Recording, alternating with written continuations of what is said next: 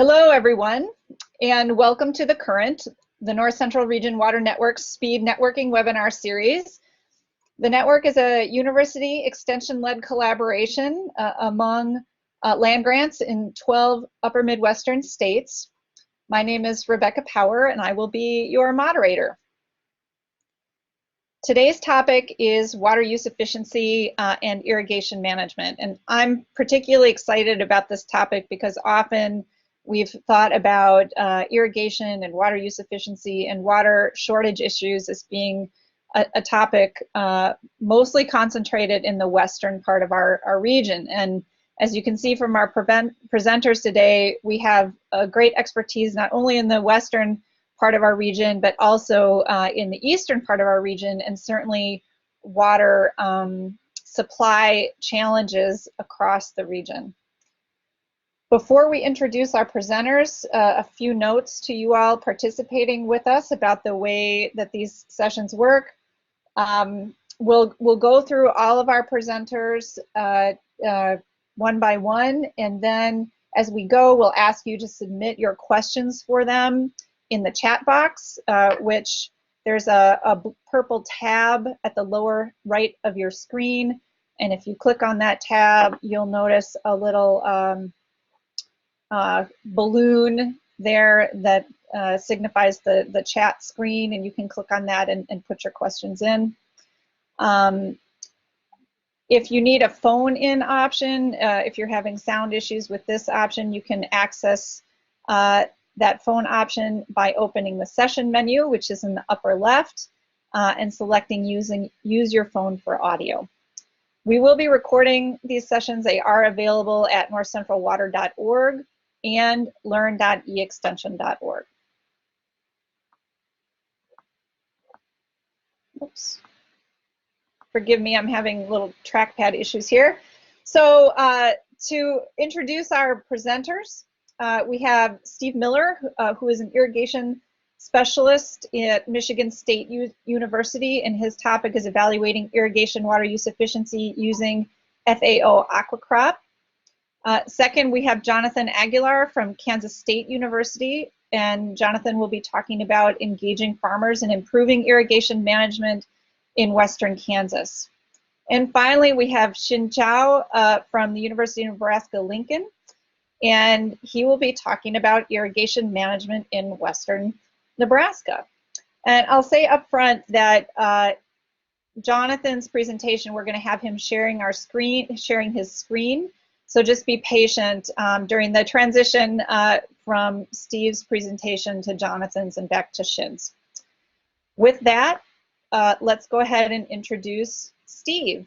So I'm going to just give you a minute to read through a little bit about Steve. I'm not going to read all that to you, but suffice it to say he has a wealth of experience, not only with Extension, but with the Michigan Department of Natural Resources and Michigan Department of Environmental Quality.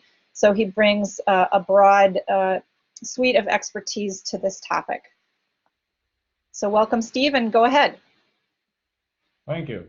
I will this afternoon talk about the water use efficiency. I actually had talked about this and made this presentation yesterday at the Recycling Drainage Water conference, this Jane Frankenberger's group working on that project. And it was pointed out water use efficiency gets termed in a number of ways. Actually, efficiency is a percentage, and we can also talk about this as crop water productivity in terms of looking at how much crop you can get for unit volume of water. And we want to optimize that as we go forward. The program that used for this evaluation is the report from the FOA, United Nations report that focuses on using different climatic and soil and crop conditions to look at your productivity, and particularly as I'm going to look at it today as far as using different irrigation scenarios as this moves forward. So you can introduce your climate, variety of crops that you can enter, different irrigation schemes, and specific information about soils that we have. So our output, we can look at through the season. You can look at it either on a daily or 10-day or various increments as you move through the season. It provides you a wealth of information and has pretty detailed crop phenology that they have developed. Our issue with this, and we're working to address it in terms of the Midwest, is the crop phenology being a program developed throughout the world. The corn or the maize was developed, the phenology from UC Davis. That's what I'm going to talk about today. In the soybeans, the crop phenology was developed in central India. We're working with folks at the University of Nebraska and others in terms of trying to get this more localized and seeing how this responds. But so far, it seemed pretty reasonable.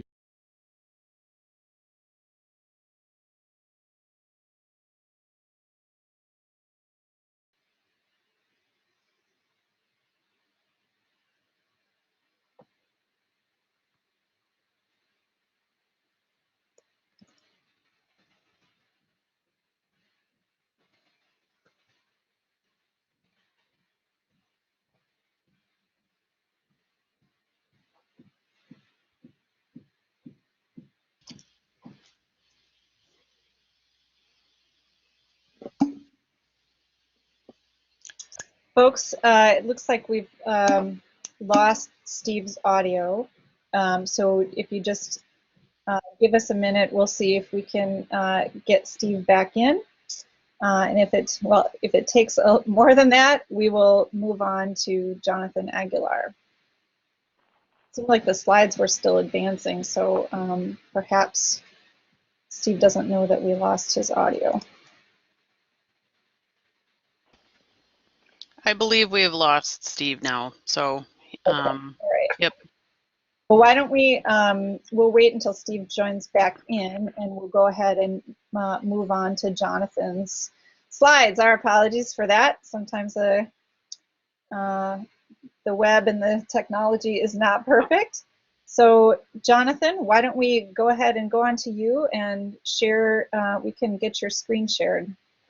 So Jonathan, I'll just introduce Jonathan here. Jonathan Aguilar is, as I said, an assistant professor with Kansas State University, and he's going to be talking about engaging farmers and improving irrigation management in Western Kansas. Dr. Aguilar, oh, sorry. No, that's okay. That's okay. Well, in the interest of time, you can introduce yourself and go ahead and get started with your presentation. So thanks. So sorry to stop you there while introducing me, but again, my name is Jonathan Aguilar, and I work out here in the Western Kansas with the K-State Research and Extension. In my presentation about engaging farmers in improving irrigation management in Western Kansas, I'd like to acknowledge that there's a lot of people that are collaborating with this, or we're working on. Particularly, most importantly, are the producers that I'll be talking about here. So let me move forward here. So our story actually started because of the farmers. So yearly we have this extension where research advisory meeting that is held over here in Garden City. And we ask producers essentially what are the most important problems or issues that you are engaging or this year, or probably what we should be focusing on in terms of research. And there was one year, it was 2015, I could clearly remember about January 2015, all of these producers were asking about a certain irrigation system, the mobile drip irrigation. And I'll talk to you a little bit about about that. So with those questions from the producers, we were able to move forward and propose projects, and partners actually responded, particularly that they know that the questions that are being asked are questions that farmers are involved or are interested about it. So this is actually where our story would actually start. So for those that have not seen any mobile drip irrigation, a mobile drip irrigation is essentially a hose that is being dragged behind a center pivot with the idea that the water is being applied on a drip mode on this on each and other row of the center pivot. So for here we have drops that are going down, and then you've got also some the hoses that are being uh, dragged behind the center pivot. So this is essentially how it works. What actually interests us was some of the numbers that the manufacturers are saying are relatively higher than what we are expecting. So another way to look at it is, okay, so if we accept as the mobile drip irrigation as another type of irrigation system, how does he fare with the other types of irrigation system? We know for a fact that the subsurface drip is probably our Cadillac in terms of irrigation uh, tools, and probably surface irrigation is probably not the best system that you could look at. But mobile drip irrigation is probably somewhere on that higher tier of efficiency. So our task was actually to try to figure out where it is in terms of its performance and in its efficiency. So as researchers, my colleague Isaiah was able to come up with a research plot and try to figure out, okay, does it work in different well capacity, different, and comparing it with different types of applicators that are available naturally in this region. Throughout the research, we were able to document that in terms of soil evaporation, water evaporation, there was about 27% difference in soil water evaporation between a sprinkler and a mobile drip. And this thermal image here on the right would probably show you how it actually looks like in terms of the cooling effect or the evaporative effect of the mobile drip irrigation. So there's a big difference between those. So that we were excited about this result. And then of course, when you talk with farmers, they always look at the bottom line or the yield. We try to look at the different applicators, and we did not see a lot of difference until you get into the very low well capacity, which is 150 gallons per minute. In some cases, this might be 1 inch application every 2 or 3 weeks already. So it's very it's on the very low end. But again, we get about 14 inches or 15 inches of rainfall during those times. So many of you might consider this as very low, but this is already a normal a rainfall in our region. So that's what we've got so far. Of course, it doesn't come with challenges. In order to maximize um, the effectivity of this particular system, it has to stay on the ground. And in many cases, we were not able to maintain it to be on the ground. And one of the key to be able to maintain it in the ground is actually to plant in circles. Circular planting is a key here. But when you ask producers out here if they are willing to do circular planting, you will have a different response on circular planting. In general, most of them are not willing to do it yet. However, going back also to the advantages that we saw, if you have some issues about wheel track issues, we think that the mobile drip irrigation has some value to be able to use in the application. So we think that there is some value to look at this more further. So we could, while we were trying to do our research, another soil was being drafted. We call it the Water Tech Farm. It came out from the fruition of the Water Vision, Kansas Water Vision. Around that time, 2015, 2016, the governor tasked a group to be able to look around and ask people what should be our vision for the next 50 years. And one of the vision that came out is that, and the producers actually came out with this statement, is that it has, if anything else, it has solutions should be locally driven and has a lot of flexibility in management of water. Well, that's good if everything is uniform across the field and across the area. But look at these maps out here.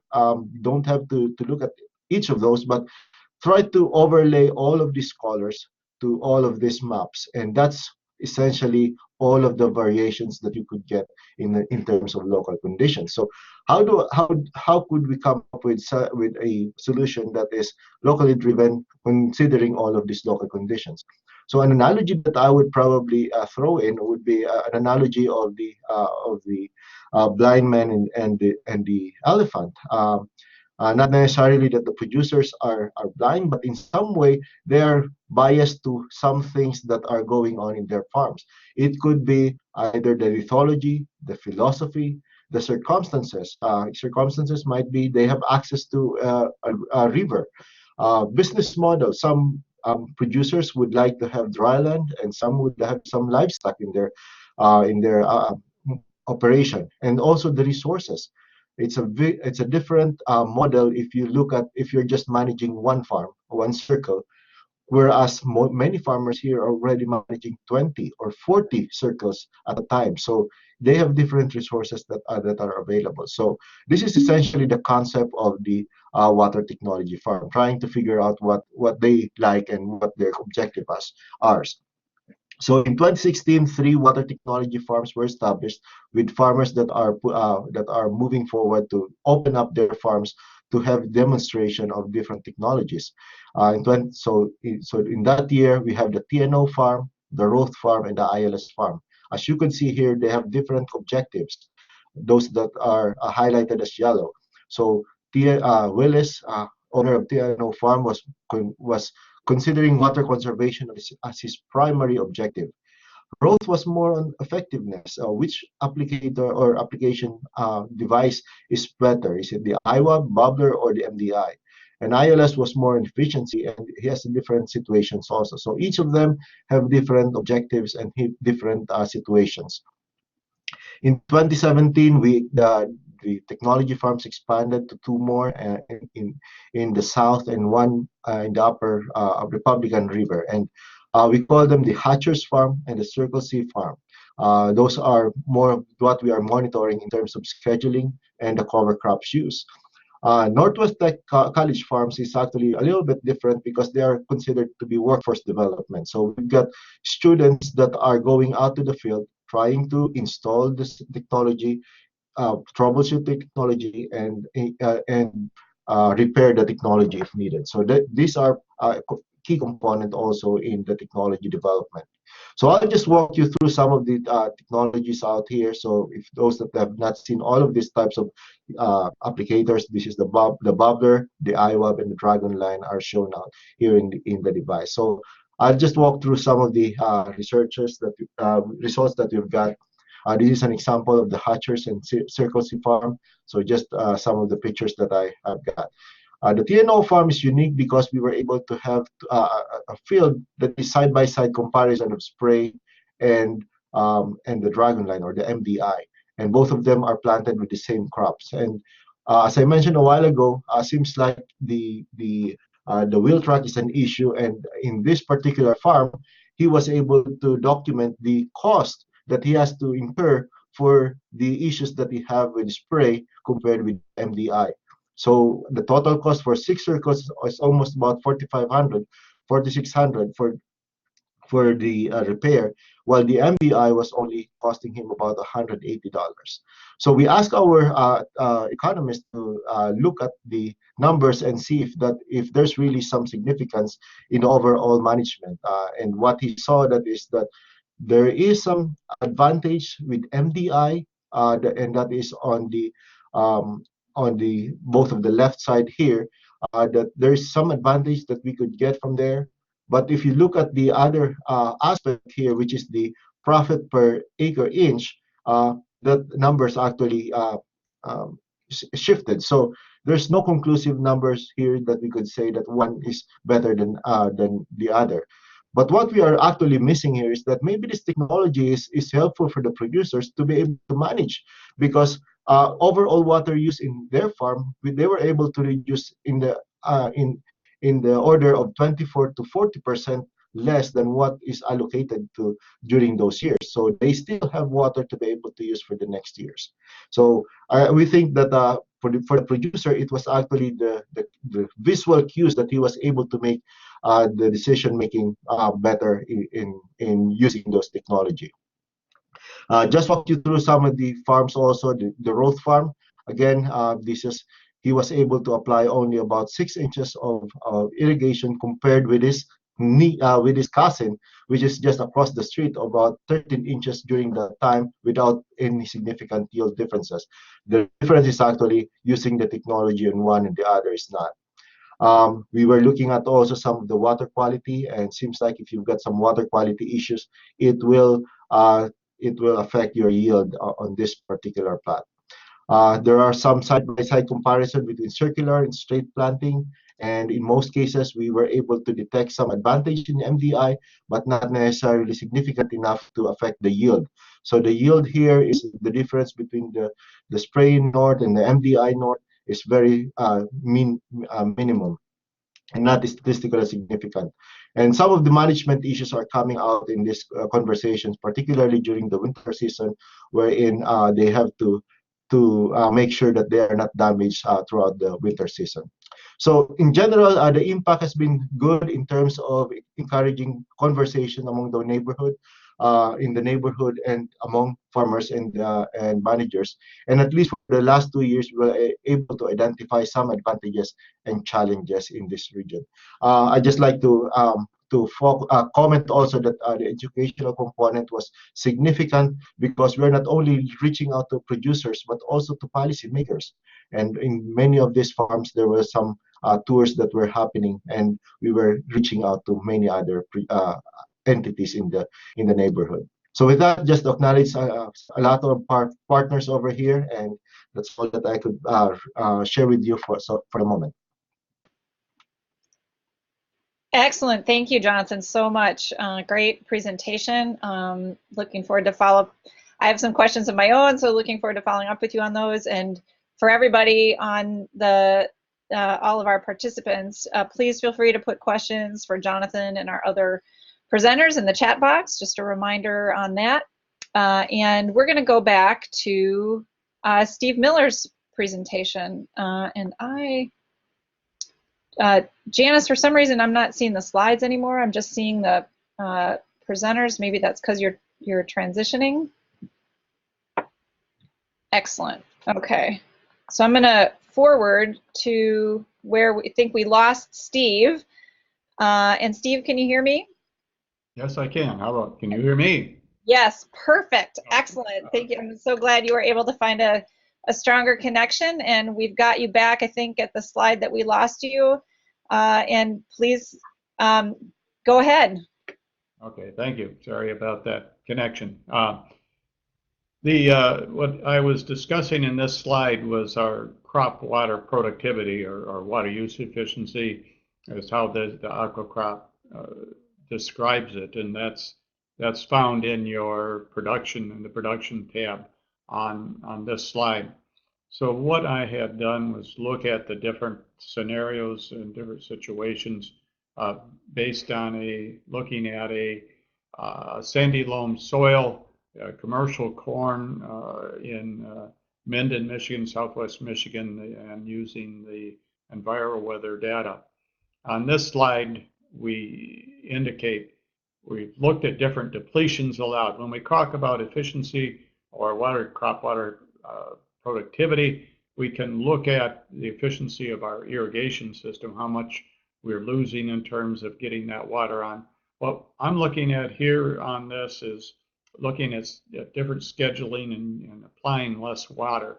And so I've looked at full irrigation, 30% of the total available water or total field capacity, or a 30% deficit, down to a 50% deficit, all the way down to a 72% deficit.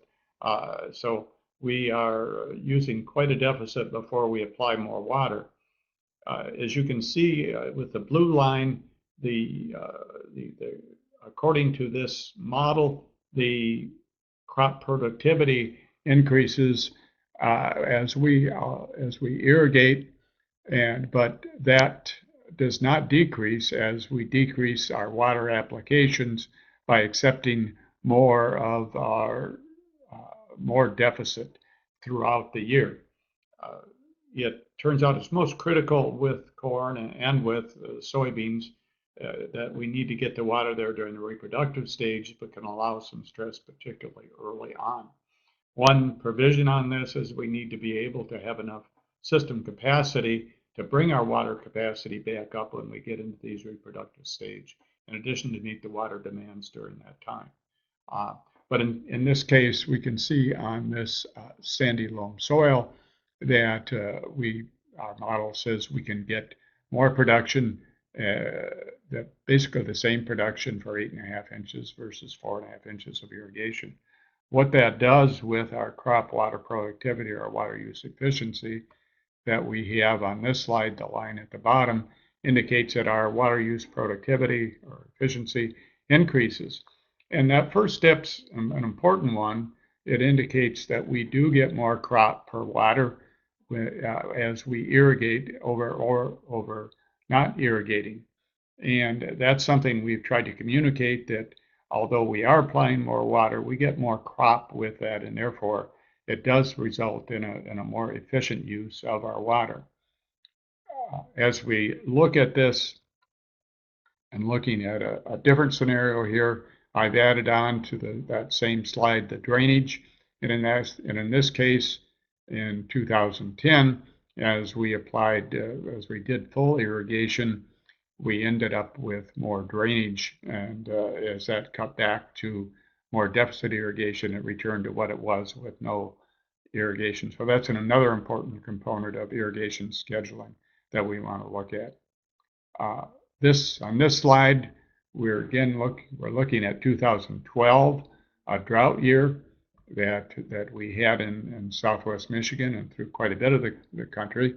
On this case, you can see that our production, the blue line is toward the bottom. That is our crop yield being 200 bushels per acre.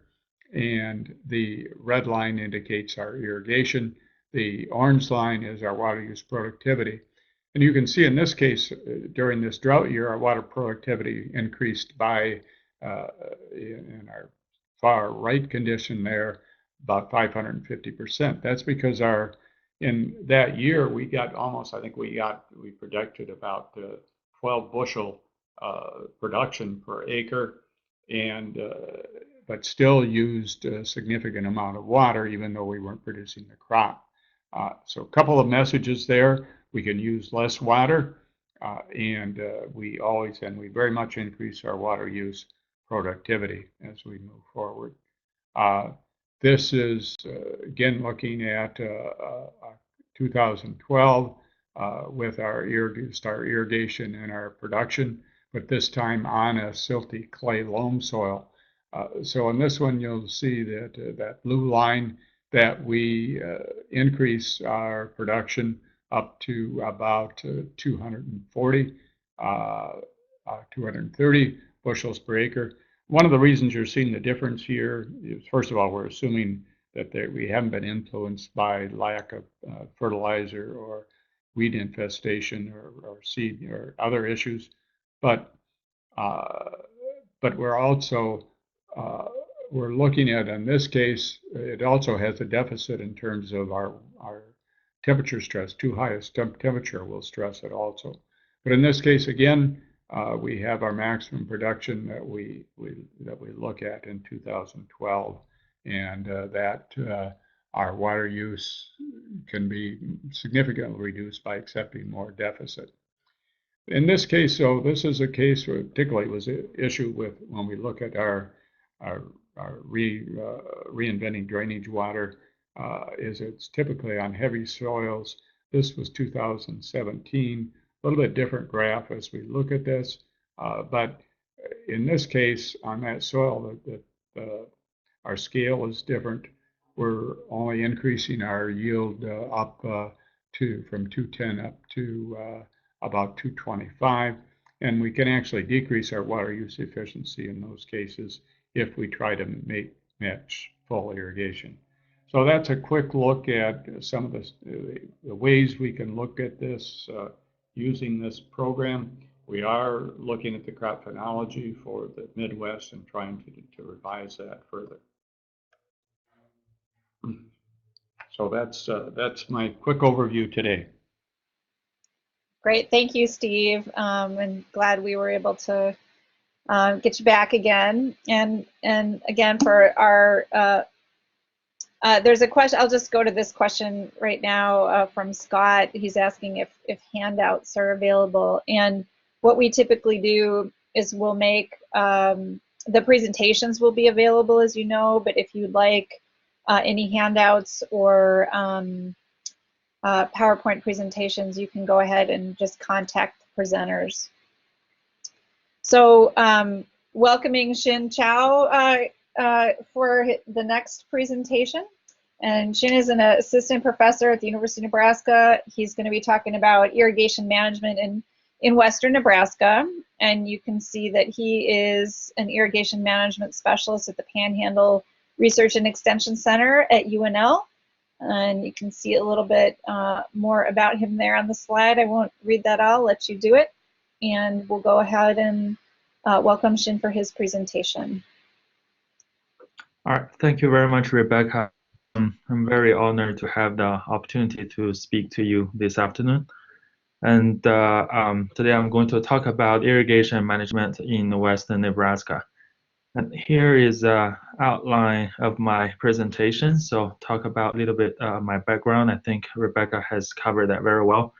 And then I'm going to move to current situation in terms of irrigation management in western Nebraska. Then I will talk about some of the research I'm doing right now. So I joined University of Nebraska since last May 2017, so still kind of fresh in the system. Still learning a lot of things every day. And the results I'm showing you today is, and also the slides I'm giving today is just based on my observation and the things I have absorbed during the last year. And those results are pretty preliminary, so hopefully you don't mind. Before that, I got my training in Clemson University from grad student all the way to postdoc fellow. And before that, I was in China, actually studying in civil engineering. All right, so the crops in western Nebraska, I know Nebraska is quite famous for its corn and soybean production, but it's a little bit different in western Nebraska. We have sugar beets. The major crops I work with are sugar beets, dry edible beans, and also, of course, corn. Along with that, I also work with chickpeas, potatoes, sunflowers, and fenugreek, and some things along with that. In Nebraska, there is a natural rainfall gradient. Jonathan was talking about the growing season rainfall. If you look at this chart, you can see where we are located. It's in Scottsbluff. It's actually, we're on the border of to Colorado and Wyoming. So it's about 3 hours drive to Denver. So we are on the very western side of Nebraska.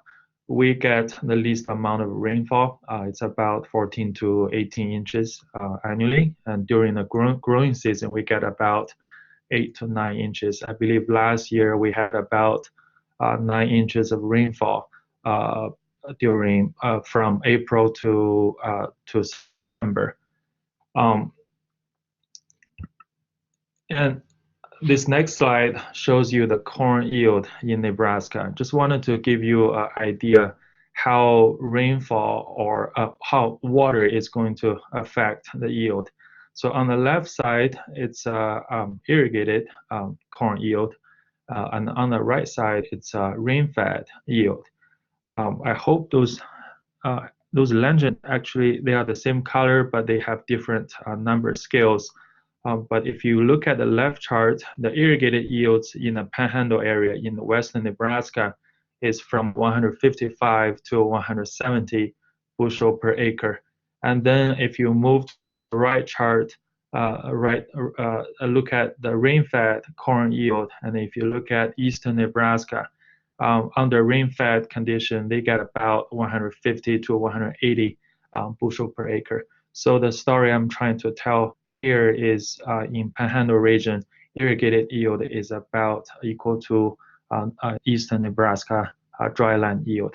So it's everything, pretty much everything we do here. It's crop production. It's depending on irrigation. It's very, very important.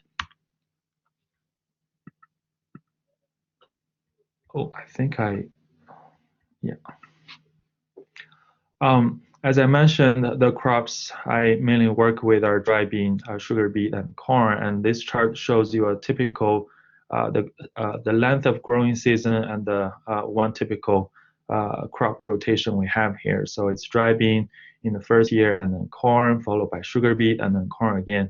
Or it's dry bean, corn, and sugar beet in the fourth year. So the dry bean, it's the growing season is from probably middle of May to end of September, and then the corn it's from May to November. Sugar beet is from middle of April to November.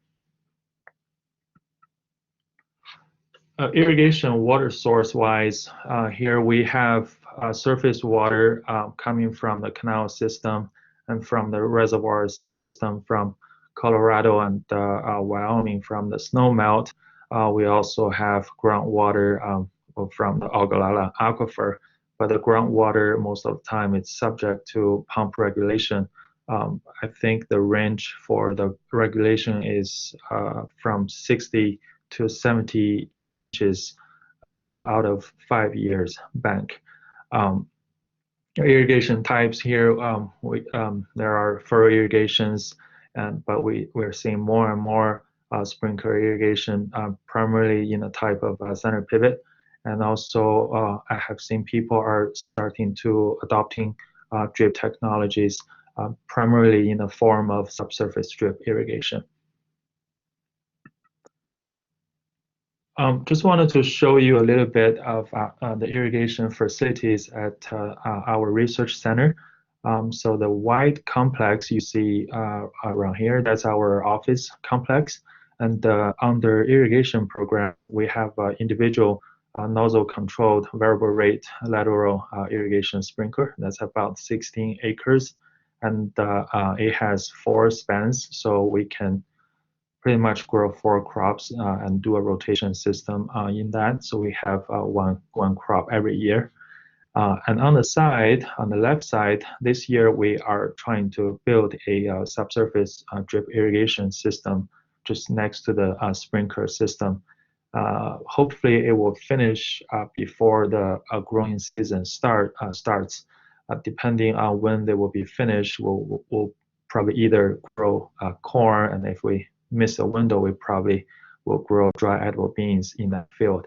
But the idea here is by the end of the time, we'll have a drip irrigation and a sprinkler irrigation test bed side by side.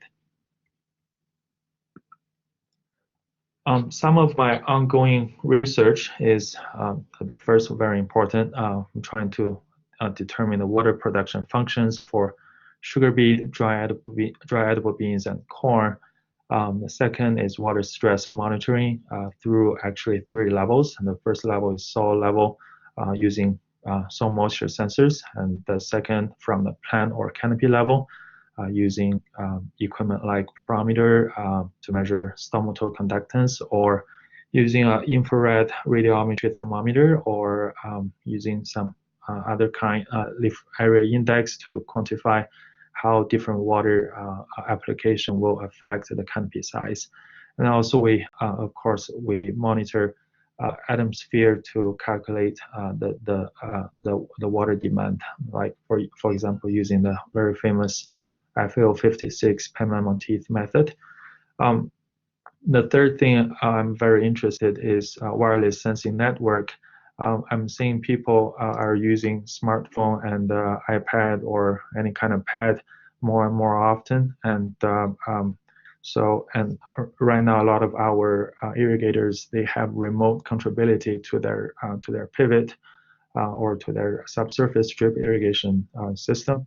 So definitely data transmission will be more and more important. The ease of getting those data will be very important.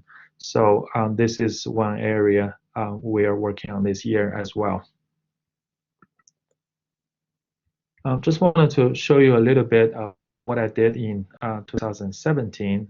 So we got that variable rate sprinkler system, and this picture actually shows you this is office again, and right here it's the fourth span of that system close to our office, and you see a crazy number of colors and squares in this chart, and actually those are each color represents a irrigation treatment.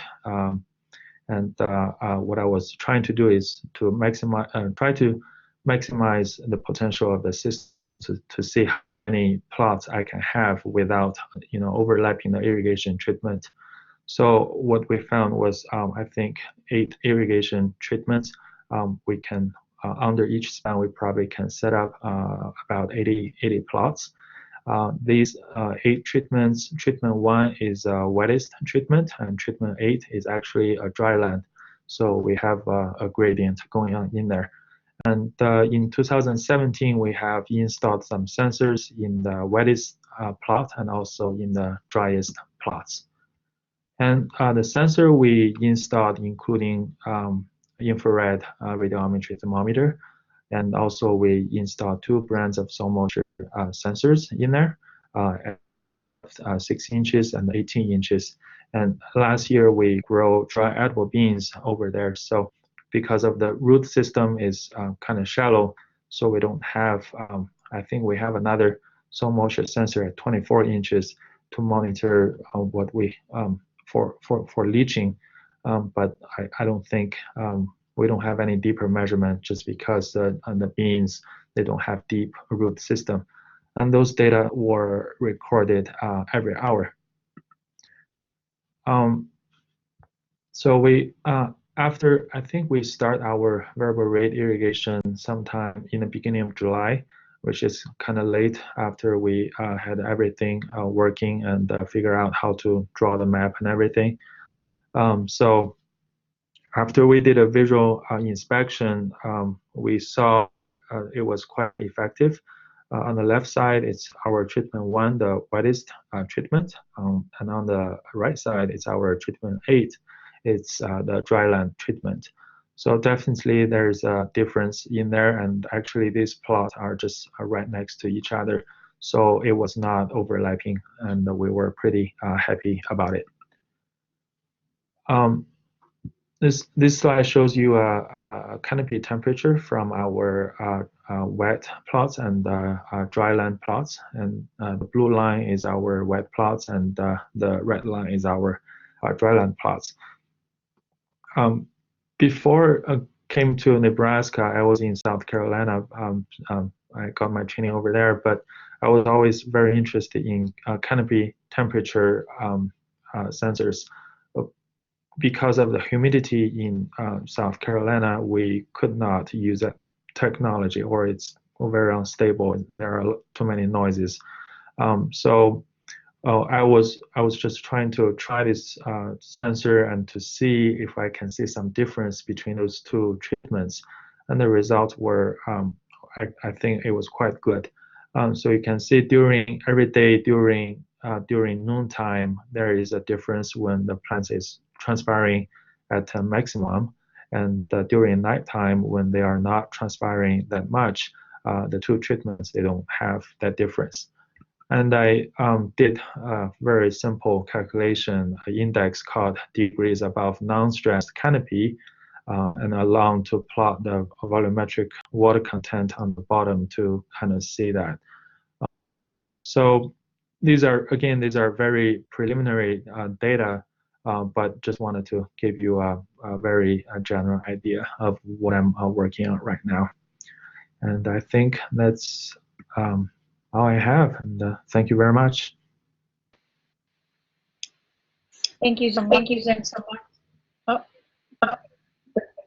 If folks could close their mic. And we'll get into questions. Thank you. And go to this. Okay. All right. So questions for our presenters. I'm not seeing any in the chat box, but just a reminder for folks to put their questions there. And I think we're going to be losing Jonathan at 2:50. So questions for Jonathan first. And I'll go ahead and ask a question of Jonathan while we're waiting. So Jonathan, I was curious about what kind of spread you're seeing, with these water technology farms, and it seems like you got great participation from farmers as well as other decision makers. And I'm just wondering, from those farms, what you're seeing in terms of spread and adoption. That's actually a good question, yeah, because right now I think the adoption rate is still relatively low in terms of new technology. I think some of the low-hanging keys are just the irrigation scheduling, and many of these producers, particularly one of those that I shown that was working on soil moisture sensors, he was really impressed that with irrigation scheduling, he could do a lot more in terms of making a more better decisions in his management. In terms of adoption, we are yet to see a rapid adoption here, but for sure, I've been talking to some of the dealers out here, and seems like there is an uptick already in terms of people that are subscribing to different types of technology. Great, thank you. And I have a question that's maybe both for Jonathan and for Jin. So Jin, you mentioned that there seems to be more adoption, I think, of subsurface irrigation in Nebraska, and it seemed like less in Kansas. And I maybe so confirm or deny that, but I'm curious if that is the case. I'm curious about that pattern, and I've always, I'll leave it there and leave you to answer. Yeah, well, I'd probably go first. So in terms of the subsurface drip, we like to have more subsurface drip adoption here in our region, but apparently there's a couple of things that are hindering them. It's the cost of the system and also the germination issue. Although we do have some management solutions already for that one, it seems like it's still hard for the producers to really adapt them. And in areas where they have some rodent issues, that's also one of the deterrent. But in the central part of the state, there is a steady increase in the subsurface drip irrigation being adopted. So it's slowly going up, but probably not as fast as that we would like it to be adopted. Well, in Western Nebraska, I was just talking to the subsurface dealership a couple weeks ago, and I think from their sales record, definitely there is an increase in there. And also, when I talk to farmers, to our different stakeholders here, definitely everyone is talking about the subsurface drip irrigation. One thing really kind of spurred the interest is I think we have one farmer here, and he's trying to grow sugar beets using subsurface drip irrigation, and that just spurs tons of interest in there. But definitely, like Jonathan mentioned, there are a lot of management involved in that. So yeah, I mean, it's a growing interest, but there are still a lot of questions we have to answer, like germination or fertigation or irrigation scheduling. Okay, great. Thank you. Question from Scott for Steve Miller. Steve, has the data that you've showed on delayed water application been published yet? No, it hasn't been published. We want to try to this coming season.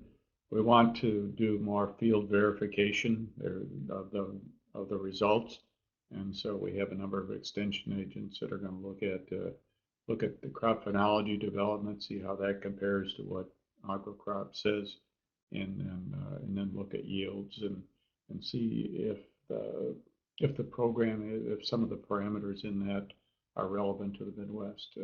So far, it looks pretty reasonable, but we hope to move forward. There was also interest in some of the folks that I talked to that are involved with the refocus on looking at different drainage and and drainage water storage for irrigation. People wanted to look at that. So no, it hasn't been published, but I'm certainly willing to share. They're simpler results from a model, and so we need the verification. Great, thank you, Steve. And Jonathan, I'm not sure if you're still with us, but Kevin, oh, great, thank you for answering that question. So I'll just, for folks that may be viewing this later, the question is, are structural changes required to a typical center pivot to adopt MDI in order to drag drip lines? And Jonathan answers, no. Changes in structure, no changes in structure are needed in flat areas, and expresses a curiosity, Jonathan expressed curiosity about whether issues would occur. That said, Jin, there's a question for you on the type of sensors that you're using. Sure. The infrared thermometer we were using, it was Apogee IRT narrow scope infrared thermometer. The soil moisture sensor we used were Klima TDR and also Stevens Hydro Probe. Yeah, that was a sensor we installed in there.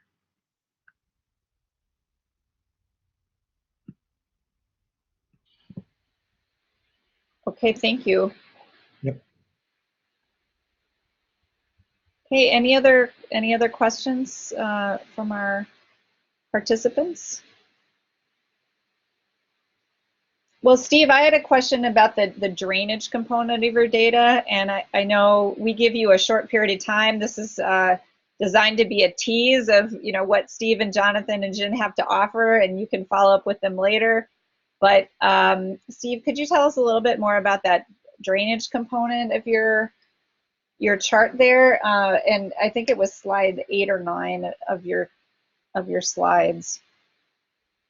Yeah, well, the way that the program works is it's basically a more complex checkbook method. So if the profile, if we exceed the field capacity of the soil profile below the root zone, then that becomes a drainage component. Or a drainage, when we're talking about drainage, it's just talking about movement, really a flux down beyond the root zone. It doesn't necessarily indicate that it's like tile drainage or anything like that. It's just it's a component. That's the way they define really deep seepage below the root zone. So in cases when we have irrigated, and then in that case, I think of 2010, when we irrigated and then had a big rainfall following it, and the field capacity was filled, we ended up with more movement down below the root zone. And that's, of course, what we're trying to avoid with that movement below, both in terms of the crop productivity of the water, but also reduction of the likelihood of nutrient leaching if we can keep that from happening. Got it, thank you. And Steve, Jin is asking a question here in the chat box. What was there field data to verify the drainage compared to the model data? No, this is, as I mentioned, this is just a model component. We hope to initiate the field, some field verification of these parameters through this summer. Through this summer, you said? Yeah, through the next growing season. And when do you anticipate the results being available? Sometime in the spring, like around this time? Yeah, well, we typically try to, we hope to process our typical schedule is we collect the data through the summer, try to get it processed in the fall and until we can incorporate it into our trainings that start in December. It depends on how quickly a new postdoc coming in is productive, really. Okay, great. All right. Any other questions?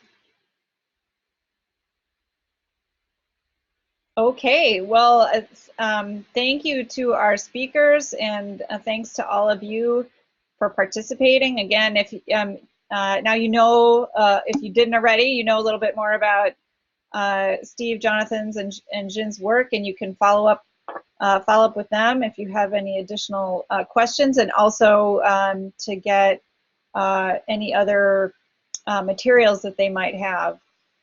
So, and if you think that other folks might be interested in the content of this presentation, or if you would like to review it later, you can visit our website, northcentralwater.org, or learn.eextension.org. And we have a couple of upcoming sessions. So the North Central Region Water Network has a new climate team, NC3, and they have a webinar coming up on April 23rd, Understanding Climate's Impact on Soil. So we wanted to share that opportunity with you. And then for the current, we're always second Wednesday of the month, 2 p.m. Central, so May 9th, 2 p.m. Central, 3 p.m. Eastern, and we'll be talking about wetlands. So thanks so much for participating with us today, and have a great rest of your day. Thanks. Thank you, Steve. Thank you, Jin.